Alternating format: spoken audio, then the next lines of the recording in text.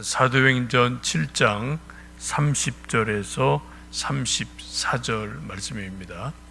사도행전 7장 30절에서 34절 말씀 합독하십니다. 40년이 참에 천사가 시내산 광야 가시나무 떨기 불꽃 가운데에서 그에게 보이거늘 모세가 그 광경을 보고 놀랍게 여겨 알아보려고 가까이 가니 주의 소리가 있어 나는 내 제상의 하나님 즉 아브라함과 이삭과 야곱의 하나님이라 하신대 모세가 무서워 감히 바라보지 못하더라. 주께서 이르시되 내 발에 신을 벗으라.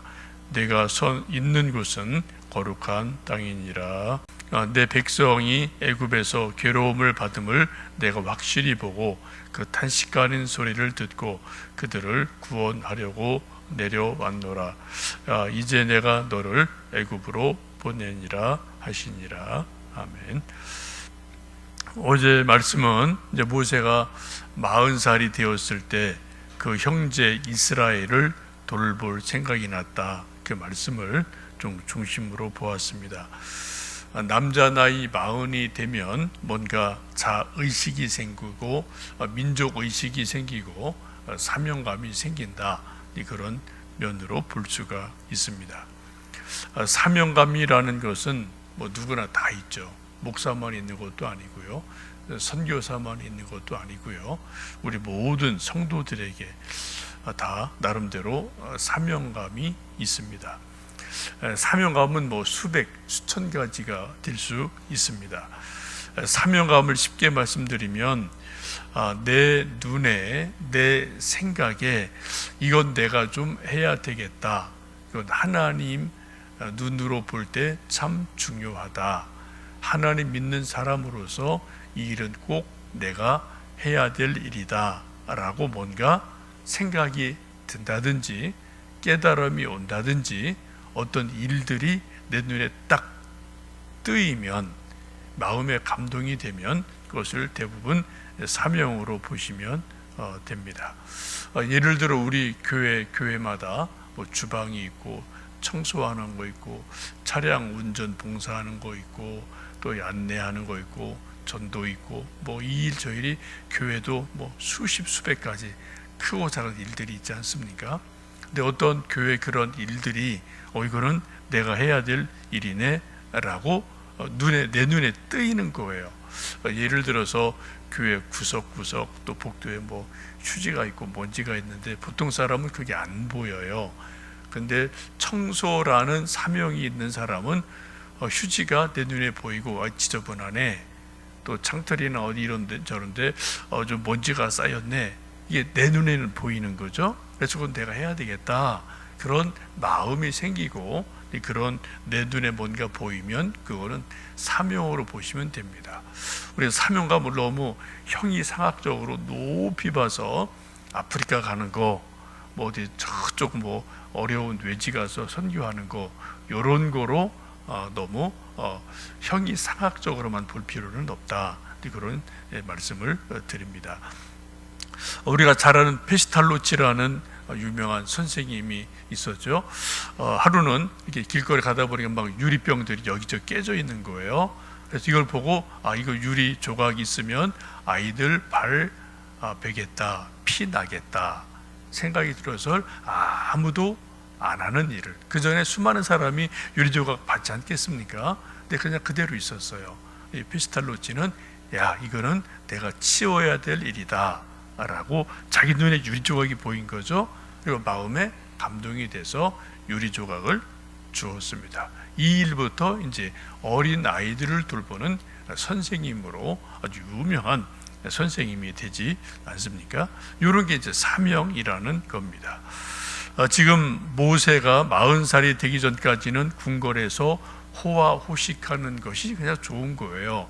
근데 40살이 돼서 어느 날 밖에 나갔다가 자기 동족이 애굽인 감독에게 매맞고 억울한 일 당하는 걸 보고 이거는 내가 할 일이다, 내가 도울 일이다 라는 것이 보여지고 깨달아지면서 사명이 시작이 되어집니다. 그래서 애굽인 감독을 쳐서 죽였지만 결과는 살인이라는 죄를 쓰고 사막으로 도망을 가게 됩니다. 오늘 함께 말씀 읽으신 것 30절 보시면은 40년이 참에 천사가 시내산 광야 가시나무 떨기 불꽃 가운데서 그에게 보였다라고 말씀합니다. 광야로 도망간 지 40년이 지나갔죠. 40년 동안 십보라와 결혼해서 처가살이를 하고 아들 둘을 낳고, 또 모세 개인적으로는 막 사명이 불타올랐는데 그것이 갑자기 꺾여버리고 이 사막에서 잊혀진 생활을 하게 됩니다. 애굽 궁궐에서 미디안 광야로 사막으로 뚝 떨어져 나갔죠. 또 왕자라는 최고 신분에서 도망자라는 죄인이라는 신분으로 뚝 떨어지는 그런 아주 추락하는 삶을 살게 됩니다. 광야, 사막은 우리나라에는 사실 없죠. 그냥 뭐 조금 거친 들판이 있지만 성경에서 말하는 광야, 사막은 한국에서는 볼 수가 없습니다. 광야 사막은 물이 없고요, 나무가 없고요, 그래서 사람이 살 수가 없는 곳이고요. 그래서 이런 곳에서는 늘 하여튼 어려운 그런 고통의 삶을 살게 됩니다. 성경에서 말한 사막을 보면은 하나님의 도움 없이는 살 수 없는 곳, 이것을 이제 광야다라고 보시면 돼요. 성경의 우인들 모세나 예수님이나 바울이나 다 성경을 보면은 광야에서 40일을 또 몇 년을 40년을 이렇게 생활한 것을 볼 수가 있습니다. 이 광야에서 인내를 배우고요, 내 힘으로 할 수 없구나라는 자기 절망을 배우고, 또 포기를 배우고, 또 하나님만 의지하는 그러한 법을 배우는 데가 광야입니다. 그래서 우리 믿음의 사람들도, 우리 한국 사람들도 꼭 뭐 이스라엘 광야 거기를 안 가더라도 인생 자체를 살다 보면은 우리가 광야 같은 삶을 받을 때가 있습니다. 믿음의 사람을 훈련시키는 가장 좋은 훈련 장소가 소위 영적으로 광야 학교다, 그런 말들을 많이 합니다. 그리고 어떤 사람은 그게 병이고 가난이고 인간 관계일 수 있고 자식일 수 있고, 하여튼 뭐 여러 가지 하여튼 다양한 그러한 광야 훈련을 통해서 하나님만 바라보게 하는 훈련이 되어지죠. 사도행전 7장 30절 말씀이 바로 40년이 참회라는 말씀이 그런 의미가 있게 됩니다. 40살에서 도망가서 40년이 지났으니까 80살, 80세가 될 때 되어진 일이죠. 모세가 그 광경을 보고 가시떨기 불꽃 가운데서 불이 타는데 나무는 꺼지지 않는 것을 보고 놀랍게 여겨서 알아보려고 가까이 갔더니 하나님의 소리가 있어서 나는 내 조상의 하나님, 즉 아브라함과 이삭과 야곱의 하나님이라 라고 말씀할 때 모세가 두려워하는 것을 보게 됩니다. 여러분 성지순례 가신 분들은 이제 그 시내산 새벽에 올라갔다 이제 막 해 뜨면 이제 내려오고 일출 보고 내려오고, 그 다음 코스가 시내산 밑에 있는 캐서린 스톤이라는 그 수도원을 이제 보는 게 일정이죠. 그 캐서린 수도원 안에 이제 모세의 가시떨기 나무가 지금도 있다라고 전해지지 않습니까? 그래서 하여튼 사막에서 자라는 덤불 같은 가시떨기 나무가 지금도 사막의 곳곳에 있는 것을 보실 수가 있을 겁니다. 그 불타는 가시떨기 나무 가운데서 하나님이 모세를 부르시게 되고요. 그리고 32절 보시면은 나는 내 조상의 하나님, 즉 아브라함과 이삭과 야곱의 하나님이다 라고 하나님이 자기 자신을 모세에게 소개를 하시죠. 현현하시게 됩니다. 그리고 모세를 그 불꽃 가운데서 불러내셔서 33절 보시면 내 발의 신을 벗어라, 내가 서 있는 곳은 거룩한 땅이다 라고 말씀하시고 34절에는 이제 내가 애굽에서 우리 백성들이, 이스라엘 백성들이 괴로움 받는 것을 확실히 보고 그 탄식하는 소리를 다 들었다. 이제 그들을 구원하려고 너를 보낸다 라고 말씀을 하게 됩니다. 여기 지금 모세가 몇 가지 신비한 체험, 하나님 만나는 체험을 합니다. 불타는 가시떨기 나무를 보게 돼요. 이 불체험이죠. 일종의 하나님의 불을 체험을 하게 됩니다. 우리가 믿음 생활하면서 모세와 같이 정말 가시떨기 나무가 막 불타는데 나무는 죽지 않는 그러한 신비한 광경을 보기는 쉽지 않겠죠. 모세에게 특별한 은혜이기 때문에 그렇습니다.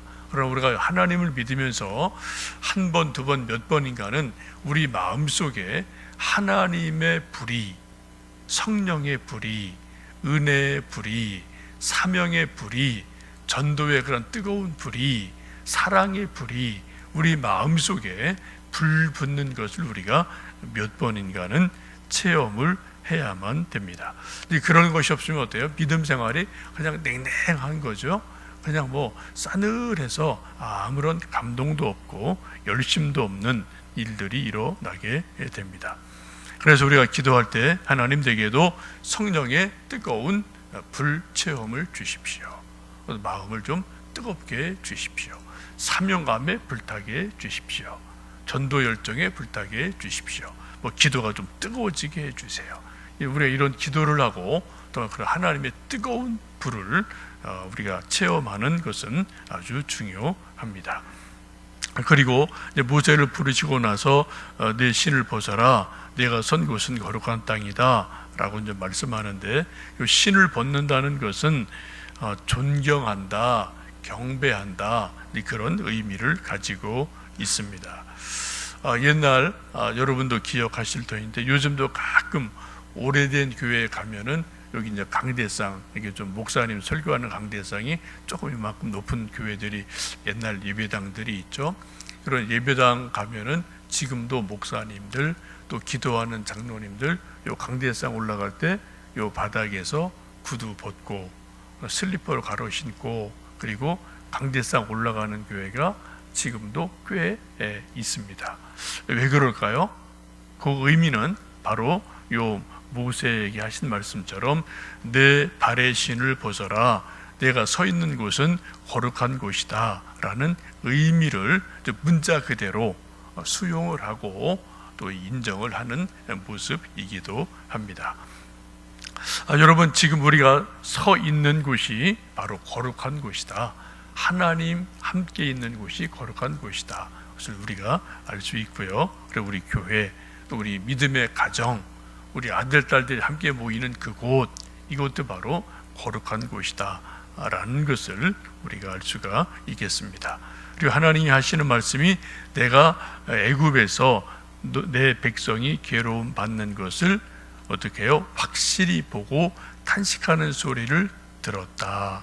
그래서 그들 구원하려고 너를 보낸다 라고 말씀합니다. 여러분, 모세가 이 말씀 듣고 얼마나 놀랐을까요? 모세가 40년간 광야에서 살면서 가장 괴로운 일이 뭡니까? 40 됐을 때 사명을 분명히 받았어요. 확실하게 자기 마음에 깨달음 있고 그런 자각이 있었죠. 그런데 애굽 감독 하나 죽이고 그냥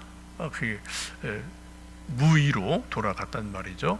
사명은 분명히 있는데 40년간 광야 가서 계속 자기 속의 생각이 처가살이 하는 거, 궁궐에서 맛있던 음식 못 먹는 거, 이게 괴로운 게 아니고요. 모세 입장에서는 내가 하나님의 일을 해야 되는데 하나님의 일을 못 하는구나, 이 절망감이 이제 모세에게는 가장 큰 괴로움이었지 않겠습니까? 이게 할 일이 없잖아요. 광야에서 그냥 맨날 양이나 물고 왔다 갔다 하는 거, 처가살이 장인이 좀 장작수 패 그러면 장작 패고, 물 좀 길러와 그럼 물 길러오고, 이제 진짜 허드렛 일을 하는 아무런 의미 없는 그런 일을 하는 것이 모세에게는 이게 정말 절망적인 상황이었습니다. 그래서 하나님이 나를 버리셨구나, 아무것도 안 돌아보시는구나 라는 탄식을 했는데, 오늘 34절 말씀 보시면 하나님 말씀하기를 애굽에서 괴로움 받는 내 백성을 내가 확실히 보았다. 그 탄식하는 소리를 들었다 라고 말씀하시면서 모세를 이제 내가 너를 보낸다 라고 말씀을 합니다. 우리도 하나님을 믿으면서 우리 믿는 믿음의 사람들이 때때로 실망하고 또 낙심을 하고 믿음이 떨어지는 많은 이유 중에 하나가 뭔가요? 이런 거예요. 내가 아무리 열심히 전도해도 열매가 없고요, 기도해도 응답이 없어 보이고요, 이 일도 안 돼 보이고 저 일도 안 돼 보이고 자식들도 별로 어려워지고, 하여튼 이런 막 어려운 일이 있으면 우리 마음속에 언제부터인지 슬그머니 아이고 하나님이 내 기도 안 들으시네, 나를 아예 그냥 안 돌아보시네, 하나님 나한테 관심 없으시네, 이런 마음이 우리 속에 들어올 때가 있어요. 그죠? 이렇게 우리 믿는 사람 가운데 이런 일들은 수시로 생깁니다. 그래서 아이고 하나님이 나를, 심지어 어디까지 가요? 나를 버리셨네. 이제 여기까지 가는 거죠. 우리 생각이, 속생각이.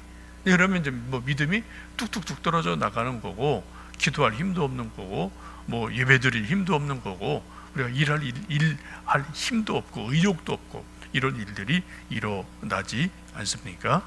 성경은 분명히 말씀합니다. 모세가 그렇게 40년간 그렇게 낙심하고 있을 때 하나님 말씀하기를 나는 다 보고 있었다, 다 듣고 있었다. 하나님의 때가 돼서 모세를 부르시고 모세를 이제 출애굽의 인도자로 보낸다, 가라 라고 말씀을 합니다. 시편 94편에 보시면 귀를 만드신 이가 듣지 않으시랴, 눈을 만드신 이가 보지 아니하시랴 라고 말씀합니다. 또 시편 139편을 보시면 여호와여 주께서 나를 감찰하시고 아셨나이다 라고 말씀하시면서 내가 앉는 것, 일어나는 것, 내가 말하는 것, 말하지 않는 혀에 있는 말, 속의 생각, 이런 걸 다 아십니다 라고 시편 139편에 약속하고 계십니다. 이 아침 우리를 보시고 우리 기도를 들으시고 우리 탄식 소리를 들으시는 하나님을 여러분 꼭 믿으시고 기억하시고, 그 하나님 앞에 또 우리가 기도하고 또 사명으로 뜨거워지고 또 우리가 할 일을 감당하는 하루 되시기를 주님의 이름으로 축복합니다. 함께 기도하겠습니다.